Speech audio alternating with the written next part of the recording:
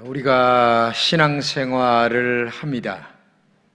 그런데 중요한 것은 신앙생활을 하는데 예수님의 그 십자가의 사랑을 얼마나 알고 또 얼마나 믿고 신앙생활을 하느냐, 이게 굉장히 중요한데 많은 사람들이 이것을 잘 모르고 신앙생활을 한다는 것입니다.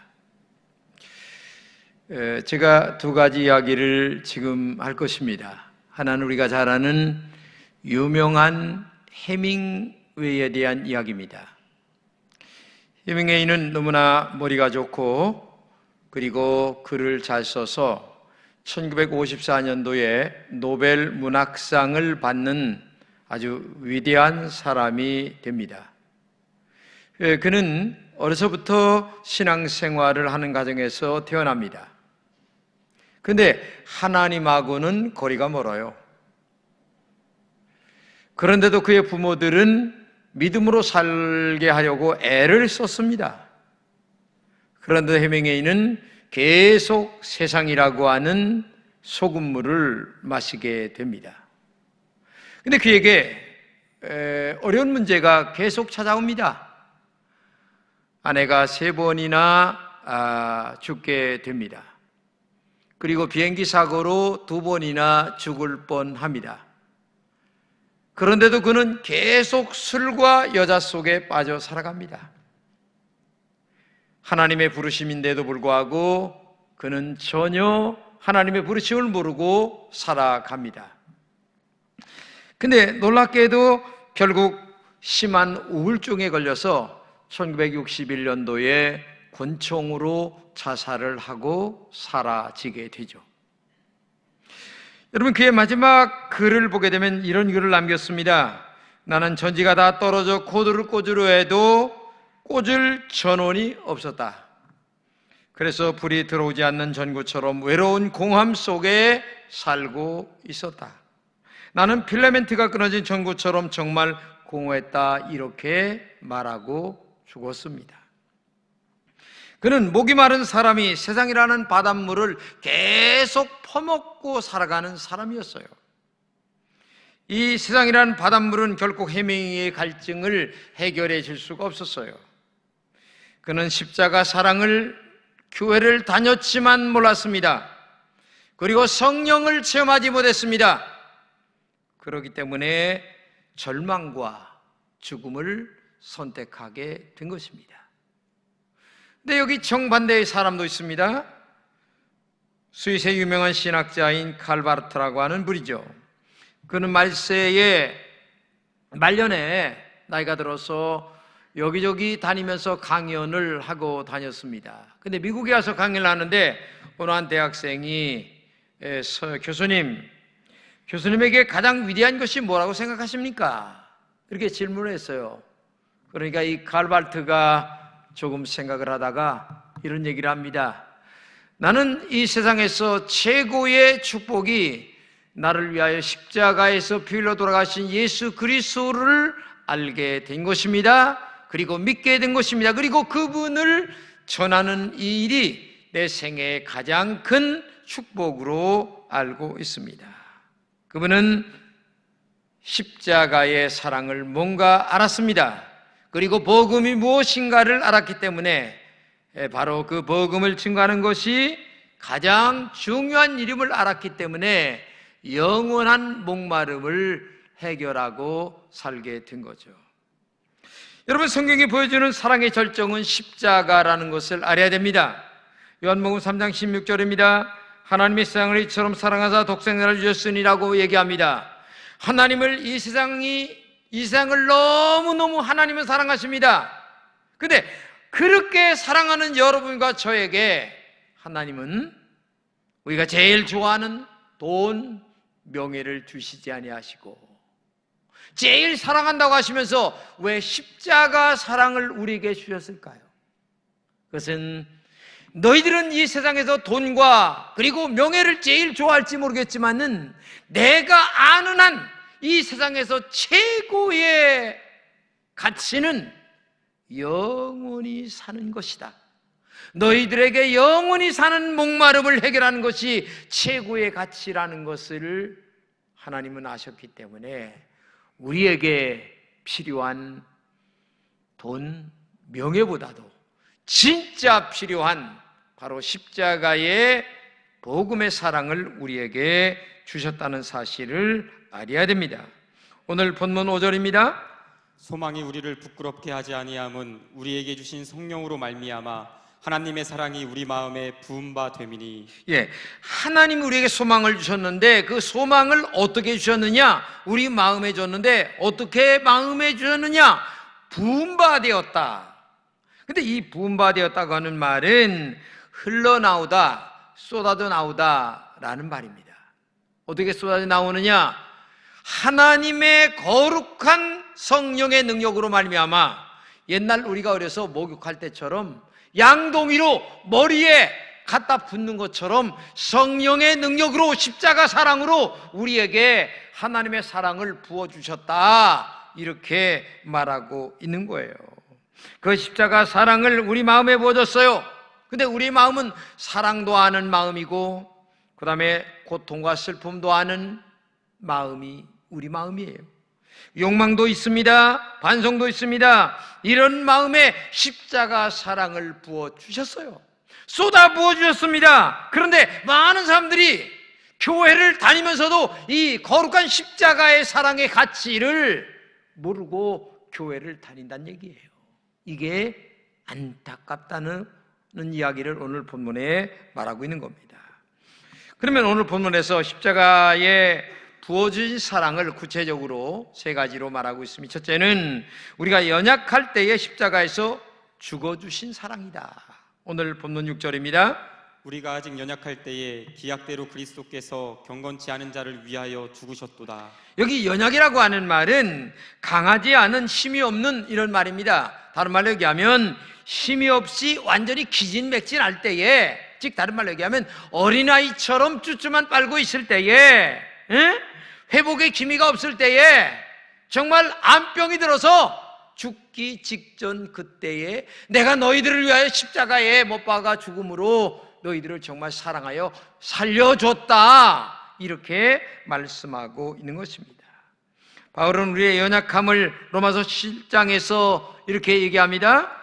원하는 이것은 행치 아니하고 도리어 미워하는 그것을 함이라. 이것을 행하는 자는 내가 아니다. 내 속에 거하는 죄니라. 한마디로 얘기하면 내 안에 죄가 아주 집을 짓고 또아리를 틀어서 자리 잡고 완전히 지옥불에 떨어질 그때에 하나님이 십자가에 피 흘려 죽으심으로 우리를 사랑해 주셨다. 얼마나 큰 사랑이냐 그 말이에요. 여러분, 1960년대에 도끼 살인자로 유명한 그 고재봉이라는 사람 우리가 잘 압니다. 사람을 도끼로 얼마나 많이 때려 죽였는지 살인마 이렇게 얘기했습니다. 근데 이 사람이 감옥에 가서 예수님을 만납니다. 그리고 완전히 새 사람이 되어서 감옥에 2,000명이 있었는데 1,800명을 전도하고 성장의 이슬로 갑니다. 근데 마지막 형장의 이슬로 가면서 하늘 가는 밝은 길이 내 앞에 있으니 찬양을 부르면서 기쁜 얼굴로 하나님 앞에 가면서 마지막 이런 얘기를 합니다. 내가 일찍 예수님의 십자가 사랑을 알았다면 이렇게 되지 않았을 것이다. 이처럼 정말 나처럼 여러분들도 정말 죄에 끌려다니지 않고 다시는 죄 짓지 말고 십자가 사랑을 제발 알기를 원한다. 이렇게 하면서 마지막 형장의 이슬로 갔습니다. 나의 죄가 정말 내가 원하지 않는 곳으로 나를 질질 끌고 갑니다. 계속. 아무리 탄식을 해도 벗어날 수 없는 그때에, 영적으로 죽음의 상태에 있을 그때에 나를 예수님께서 십자가의 사랑으로 사랑해 주셨다는 것입니다. 이런 연약한 너를 사랑한 십자가 사랑을 너는 아느냐? 지금 주님이 묻고 있는 겁니다. 두 번째는 우리가 죄인 되었을 때에 십자가에서 죽어주신 사랑입니다. 본문 8절입니다. 우리가 아직 죄인 되었을 때에 그리스도께서 우리를 위하여 죽으심으로 하나님께서 우리에게 대한 자기의 사랑을 확증하셨느니라. 여기 죄인 되었을 때라고 하는 말은 우리의 신분이 도저히 하나님과 함께 할 수 없는 그때에 십자가에 피 흘려 죽으심으로 하나님과 함께하는 반열에 우리를 올려놓으셨다는 얘기입니다. 이 얼마나 큰 사랑이냐? 우리는 죄로 말미암아 죽을 수밖에 없는 신분입니다. 진노를 받기 합당한 그런 종들입니다. 그런데 정말 예수님께서 십자가에 죽으심으로 이렇게 도저히 함께할 수 없는 그런 위치에 있었던 우리들을 하나님의 자녀라고 하는 신분으로 우리를 올려놓으신 이 십자가의 사랑을 너는 알고 있느냐? 이렇게 물어보시는 것입니다. 여러분, 전남 여수에 가면 애양원이 있는데 애양원 옆에 가면 손영한 목사님의 묘지와 바로 옆에 아들 동인이와 동신이의 묘지가 있습니다. 근데 여수 순천 반란 사건 때에 갑작스레 이 학생들이 공산당으로 돌변합니다. 그래서 목사님의 아들인 동인이와 동신이를 총살시켜버립니다. 예수 믿는다고. 그래서 죽었어요. 장례를 지냈습니다. 그런 다음에 이 목사님은 내가 어떻게 사랑을 할까 고민을 하다가 자기 아들 둘을 죽인 그 사람을 양아들로 입양시킵니다. 근데 그 입양시키기 바로 직전에 그 동인이와 동신이의 묘지 앞에서 손영환 목사님께서 이런 자기 자신에 대한 질문을 아들 묘지 앞에서 이렇게 얘기합니다. 동인아, 동신아, 성경 말씀에 원수를 사랑하셨다고 했는데 원수를 용서하는 것만은 부족한 것 같아. 내가 이제 이 원수를 사랑해야 되겠는데 그것은 바로 너를 죽인 그를 아들로 양아들을 만들어야 되겠다. 너무 다르게 생각하지 말아다오. 너도 예배의 뜻을 따라줄 줄로 믿는다 라고 하면서 그 묘지 앞에서 혼자 독백하는 글이 있습니다. 바로 자기 아들을 죽인 원수를 양아들로 삼으신 분이 사랑의 원자탄인 손양원 목사님입니다. 하나님은 우리가 도저히 함께할 수 없는 죄인 되었을 그때에 우리를 사랑해 주셨습니다. 죄로 마땅히 죽어야 될 그때에 십자가 사랑으로 우리를 하나님과 동격 반열에 놓으신 아들로 삼으신 이 사랑을 너는 정말 알고 있느냐?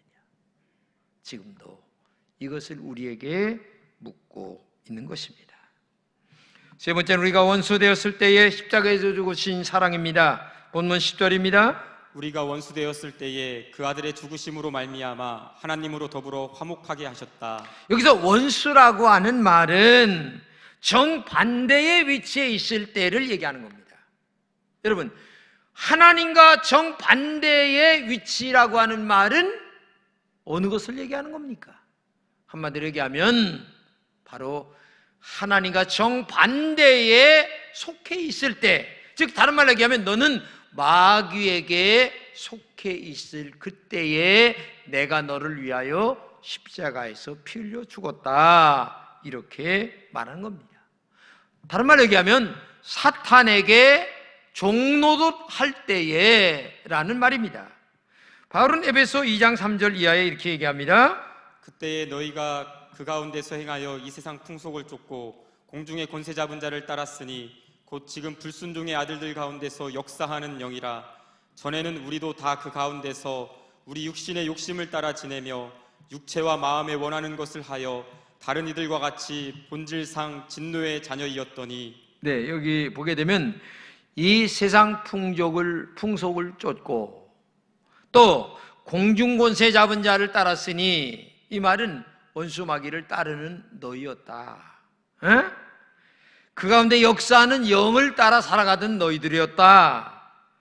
이들과 같이 본질상 진노의 자녀였더니, 그러니까 한마디로 얘기하면 마귀와 함께 지옥불에 떨어질 너희들이었는데, 내가 너희들이 그때에 한마디로 얘기하면 잘나서 내가 너희들을 위하여 십자가에 죽은 것이 아니라 정반대로 이렇게 있을 때에 내가 너희들을 위하여 죽어줬다. 이 사랑을 너는 아느냐? 이걸 얘기하고 있는 겁니다. 이게 한마디로 얘기하면 이 십자가 사랑이 얼마나 큰가를 너희들이 알아야 되는 거예요. 우리는 할 수 없는 죄인입니다. 하나님과 원수된 자들입니다. 그런 나를 사랑하셔서 십자가의 죽음으로 내가 구원받았다라고 하는 이 영적 사실을 얼마나 마음속에 알고 이 자리에 나와 앉아 있느냐, 이거를 우리가 알아야 된다. 이런 십자가 사랑의 보혈의 믿음을 너희 가슴 속에 얼마나 알고 믿고 그리고 너의 삶으로 실천해가며 살고 있느냐. 다른 말로 얘기하면 십자가 사랑이 너의 가슴 속에서 지금 얼마나 고동치는 신앙생활을 하고 있느냐, 그걸 묻고 있는 겁니다. 충남 보령에 가면 작은 교회가 있는데 유복순 권사님이라는 분이 계십니다. 이분은 정말 십자가의 사랑을 입으로만 하는 게 아닙니다. 가슴으로 알고 실천하며 살아가는 분이에요. 근데 그 동네에 정말 아주 어렵게 한이 맺혀 살아가는 젊은 청년이 있었어요. 날마다 술 먹고 칼을 들고 사람들을 위협하며 살아가는 청년인데 어느 날도 역시 술 먹고 칼을 들고 사람을 죽인다고 고래고래 소리치며 난리치는데 이 유복순 권사님이 그를 향하여 정말 따뜻한 주의 사랑으로 달려가서 그가 들은 칼자루에 손을 붙들고 그를 껴안고 펑펑 눈물을 흘렸습니다.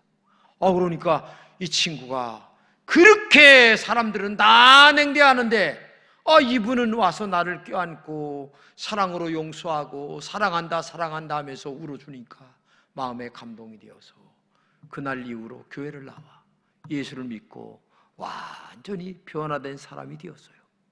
그런데 그분의 아들이 지금 대전에서 이목사라고 목회를 얼마나 잘하고 있는지 몰라요. 바로 한 사람의 사랑이 이렇게 많은 사람을 변화시키는 역사가 있다는 사실을 알아야 되는데 우리는 십자가 사랑을 말로 합니다. 입으로만 합니다. 머리로만 합니다. 가슴으로 느끼질 못합니다. 삶이 반영이 없어요. 참 아프기만 하죠.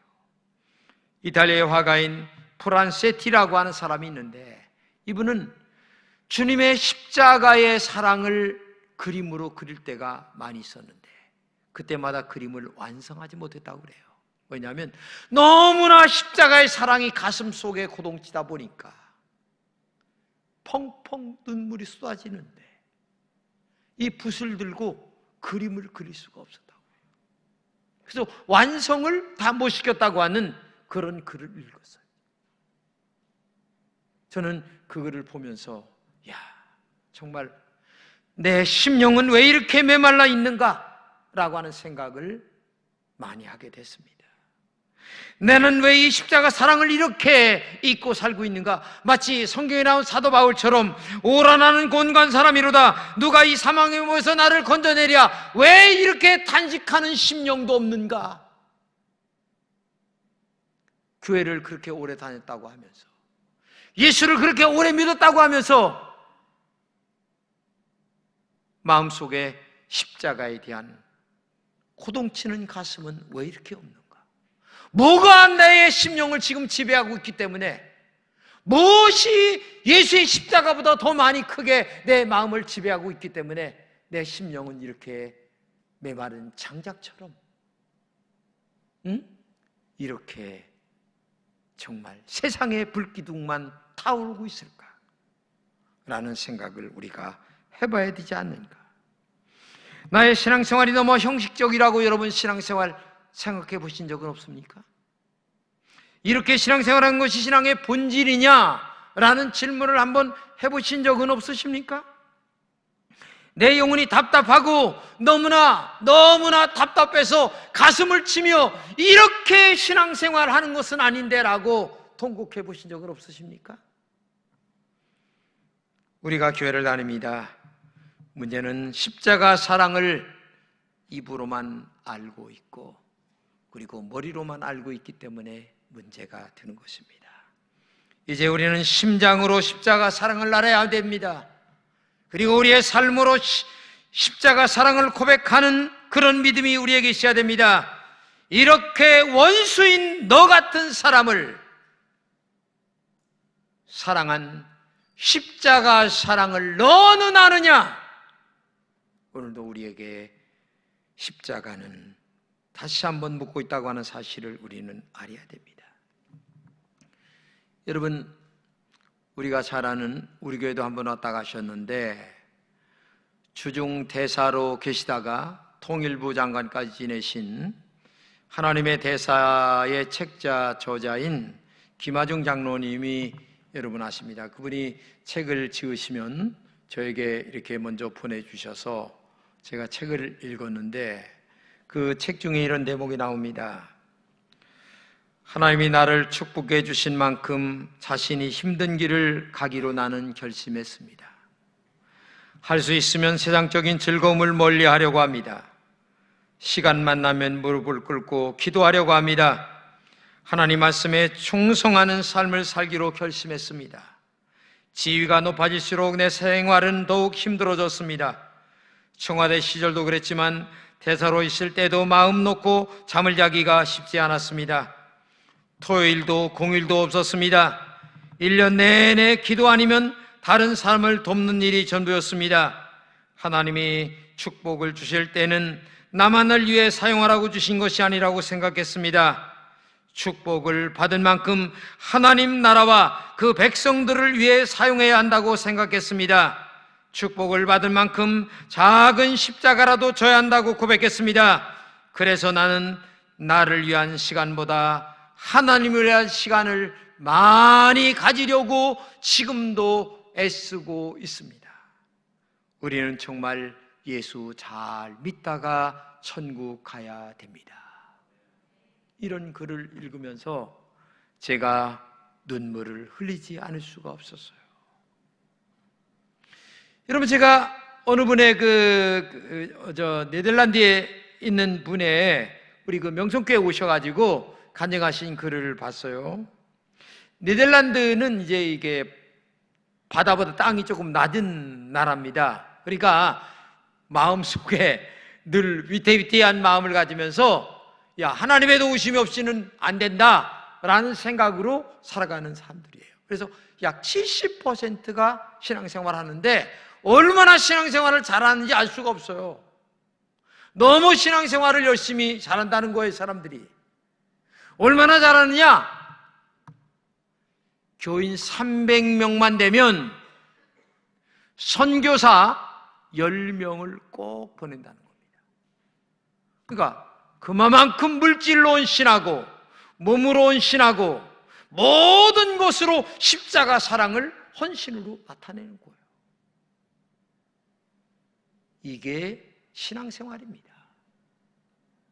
여러분, 축복 하나님이 주셨습니다.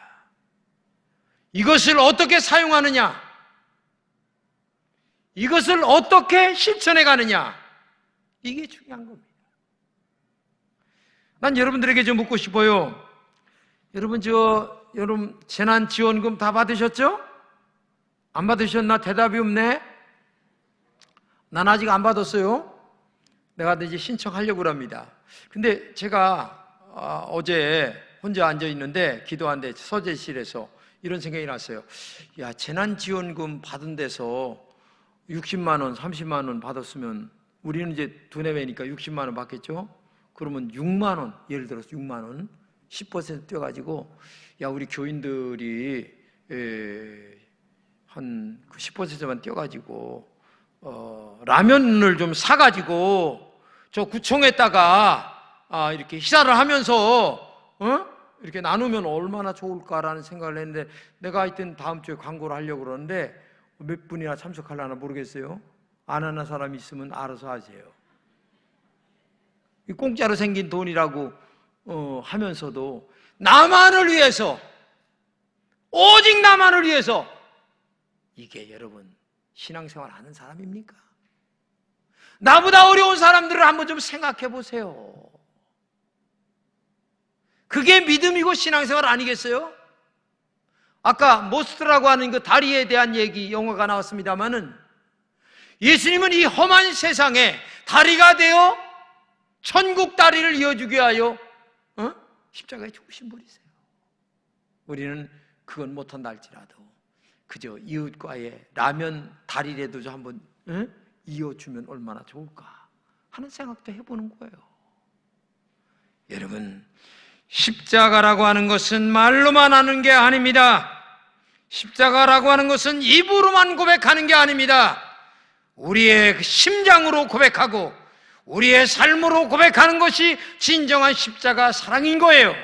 그렇기 때문에 오늘도 십자가에서 살을 찢고 피를 흘린 사랑을 너는 나느냐?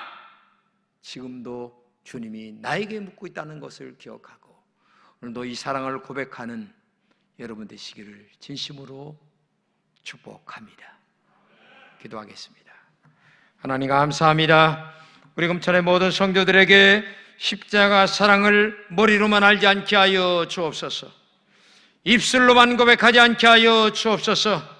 심장이 고동치게 하여 주옵소서. 우리의 삶이 십자가의 보혈이 고백되는 삶이 우리에게 있게 하여 주옵소서. 하나님 아버지, 우리 금천교회 모든 성도들에게만은 십자가 사랑이 정말 입술에 그치지 않고 삶으로 고백하는 모든 종들이 되게 하여 주옵소서. 예수 그리스도의 이름으로 간절히 기도드립니다. 아멘.